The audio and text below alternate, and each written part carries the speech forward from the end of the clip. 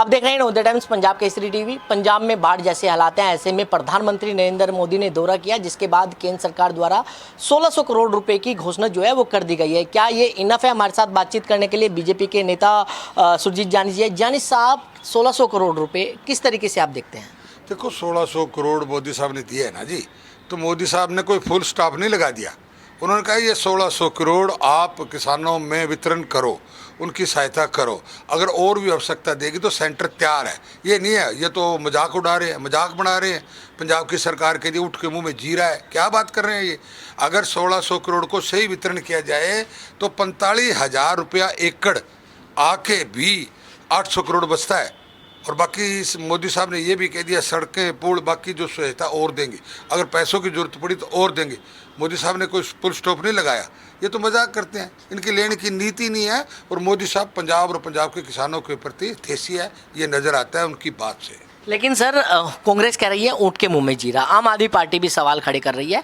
किस तरीके से आप देखते हैं? क्यों ऊँट के मुंह में जीरा कैसा है? 45,000 रुपया किसान के पेटे में 800 करोड़ के हिसाब से जिससे आंकड़ा इन्होंने दिया, जितनी फसल खराब हुई, जितनी ज़मीन खराब हुई है, 20,000 ये दें और 20,000 ये पिछले वाले दें, 40 ये दें, 45 मोदी साहब वाले बनते हैं तो 85,000 तो किसान को ये हो गया।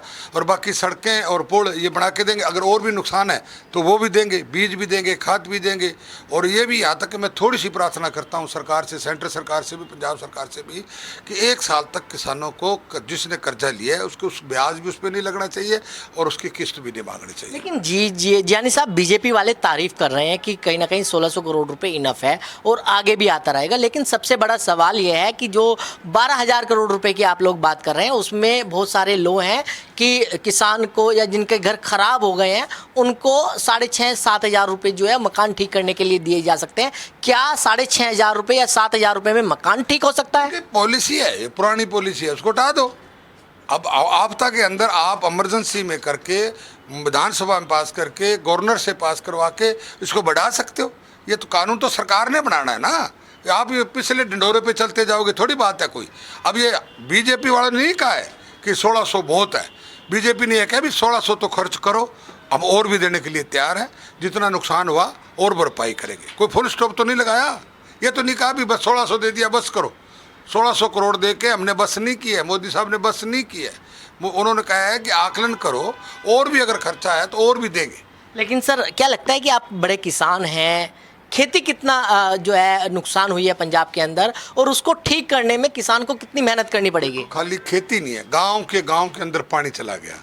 किसी के जो ट्रैक्टर खड़े थे उस पर गार आ गई, ट्रैक्टर अंदर रह गए, स्कूटर अंदर रह गए, मतलब बहुत नुकसान है। मकान का भी नुकसान हुआ है और खेत का भी नुकसान हुआ है। किसान का नुकसान बहुत हुआ है।